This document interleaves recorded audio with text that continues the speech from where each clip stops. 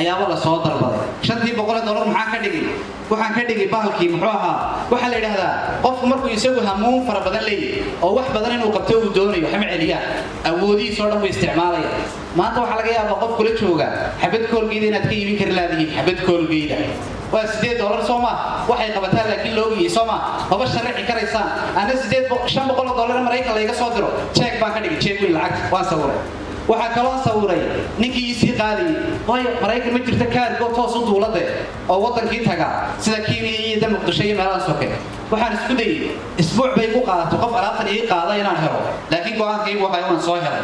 ninkii baan alaabta u dhib maxaa ku dhig waniyo sawir yar qaad marka diyaaradda si fuulayso adigoo alaabtii laga xidhayo waa ii soo sawiray inanta markaad u geysana sawir yar iga soo qaad sawirkii baa ii soo diray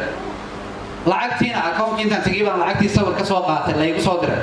ragii baan casuumay habeenka waxaan ku dhigana casuumaadina qabee bal isku keenkayna hoteelada kamid ah ku ballamiyay waxaan ku maxaa cuni karaysaa digaag soo gurta maxaa cuni karaysaa kalluun soo gurta maxaa cuni karaysaa sida yeesay ragii markay dhargeen baan u soo noqday marka waxaan ku dhig ka warrama lacagta waxa cunteen iminka waxaan ku sameeyay online oo sidee sawirradii oo dhammaan sidaan u qabtay shaqadii halkay ka bilaabantay halkay ku dhamaatay conversation-kana dhex maray inanta wixii wada sawirro cadaan mid baa indhaha iska qabtay ugu warmada meel kala soo waxaan ka hadlaya waa dadka negative-ka iyagoo adigoo diyaarad cad saaran bay koodhanaya khalaas diyaaradan inanka cadi ninka cadi waa adeerka mala waa adeerka bay koodhanaya qofkaad ku gadahay waraaquga iyo aabaha baad ka mushaar badantay maanta anigoo kule $7,000 baan qaatay wasiiradii iyo la mid baan hadaan ka awood badnayn baa wuxuu ku leeyahay ma taas ragal ma impossible macnaheedu waxa way Ethiopian tagi bandhig weyn baa ku qabtay waxa wasiiriya ismiyay baa fadhi waxaan ku maxaa qaadataa waxay igu yiraahdeen $500 ما يسوري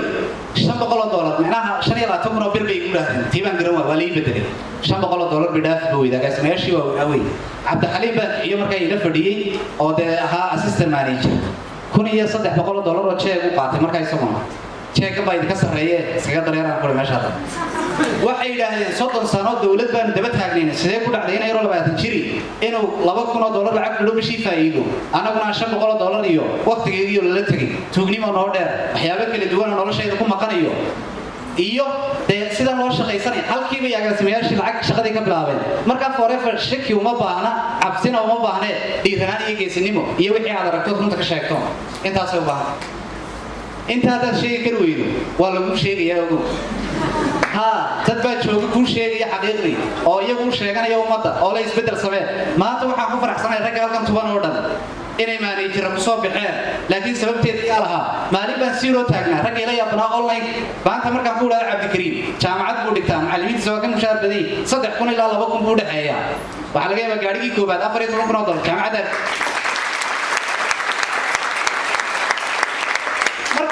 qofku ma aha inuu fikiro sidii maxaa aanu qabsaday laakiin uu ku fikiraa ummadda adduunka ku nool imsaaq ka tirsan karaysa imsaaq farcaaga soo gali karaysa imsaaq wax ka bedeli kartaa noloshooda maanta si rooba tahay ay soo qiimeyn baa waxa adigu tahay waxa la yiraahdaa adigu inaad faqri ku dhalataa eeda maliki inaad ku dhalato dhul saxara oo aan biyo lahayn iyo baad waalidkaaga degay halka baa la yiraahdaa waalidkaaga halka degayo iyaga calafkaaga isku geeyay iyaga nolosha soo waa qaybta hore laakiin qaybta dambe dhamaatay inaad ku dhimato sidii oo kale awlaadaad halkii aad kaga tagtaa dhashiyo halkii sidii oo biyo la'aan ku jirta adiga ayada iskalo adaa ficil sameyn waayay isbedel marka awogii baa buura lahaa waxa ka qiimo badan aniga dhidiyo tabcayo waa la igu qoslo waa la ila yaabay laakiin markii dambe waa la iga foorsaday markii aan la soo baxay taa waa ka qiimo badan waxaan xasuustaa qiso aad u qurux badan laakiin dhinac aad u foolxun marka laga eego wiil baa inala shaqeynayay inaga anu wixii ugu Axmed Daawud dacwaan qabaa oo dacwadaadu maxay tahay wuxuu dhisaan inala shaqeynayay ayuu baan iskaga ilaalinay reerka iyo familka iyo asxaabta iyo oo dhuubashan de foorxogo ugu jiro waxaan islaamada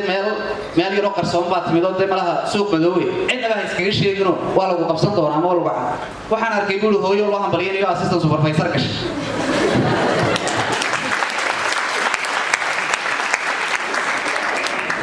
anigoo tii la yaabana madaxii xanuunayay buu ayuu baan arkay walaalo warbixin la siinayo maalin dhaweyd way oo hadana waxaan arkay buu saaxiibkayga markaan jaamacadda tago aan ka dhici jirin hoosta la geli jirin markaan ka jawaabay ama video aan daawanayo oo isagina la soo casuumayo le waxaan iibiyay $6 alaabtii baa ku laalaasanay adduunkiiba wuxuu khalaas waa isku rogmaday wuxuu ku leeyahay rabitaankaygu weynaa wax baan doonayay laakiin shaki badan baa igu jirayo xaafadda badda waan kala dhuumanay laakiin imika godkayga biyay igu soo galeen hooyisi yaa seelay igu soo celin wuxuu ku leeyahay hooyo waa qof activity badan wax qabad badan aftahana buuri suuqay fadhiisataa wax ay ku kala iibsaa laakiin anigu waan ka dhacayo maanta madaxa ku dhufano ma imika warka ay la timid bay koodhan baan islaayo waa tan la igu horeeyay ii soo celin markaasaan ku soo celin fare ma taqaanee samri baan qolada iska dhe ana kula shaqaystaan manageray soo baxayaan hadda lacagta isku lacag baad heli doontaane laakiin telefoonkaaga iyo tusbaan ku imsa ku jira wuxuu guri 150 qof igu soo wareej walaal buug baan soo dhiibay ana inta noo baahanay iyo qor dhamaantood magaasuud xagga dama mari wada khalaas axmedow waxa intii hadaba ku soo socotaa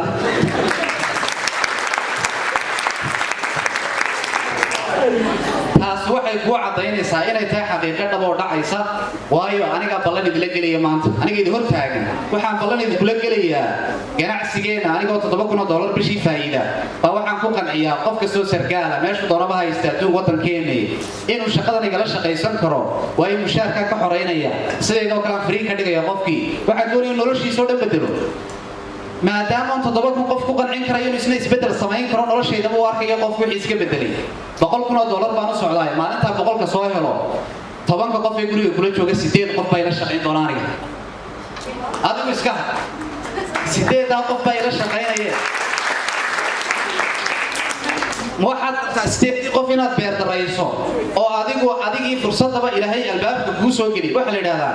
qof isagu waa qof fursadaha raadiya oo imisa meelood uga dhaca oo saxaro u mara oo dhibaatooyin kala duwan ay la darsaan qofna waa qof ilaahay uu fudeeyo fursada albaabka noqdo dhor wayba ku soo garaacaysa sidii qof binaadana wallahi qof walaalkaayo bacdi foorfa la laadsanayo kula shirkad weyn oo Mareykan wadankii joogto oo leedahay khalaas igada ma karaye green card Mareykan ma qaadan karayo walaal igada teganaashiya Mareykanka uma baahnin waa qof aad ku leedahay alaabta yale ma rabtaa buu ku leeyahay 60 sano adigoo jira soo dajirina oo yakaato ma igada baad leedahay ana soo dajir 60 oo yakaade igada qof baa ku leed war adigoo yar oo naqan oo noloshaadiiba dhisi karo qoys qurux badan abuuri kara halkii aad familka iyadoo wax lagu soo baro lagu soo tabay culays ka saari lahayd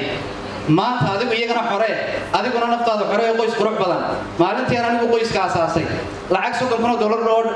ku dhow ku baxday dabcan xaqiiqda markaan kala hadlayo aad bay ula yaabanaay madaxa liisayba asxaabteedii ee qaarkood markaan ku war madikii doontay madaxayda ka saaran tahay maxaa culayskayga saaray waxay ku leeyihiin impossible suuragal ma aniga xaqayga waa possible easy because of shalay waan dhiday maantana waxaan rabaa inaan dhidido labadii jeer baan aniga wasay waxaan rabaa inaan maanta hadaan gaari yar haysto inaan bari toole ka dhigo xaari yar ama wax ka sii weyn bari hadii aan diyaarad heli karay waan soo iibsanaya saadama markabkayga soo degay alaabaa idinka soo saaran doona micneedu waxa ay amar walba maxaan taaganay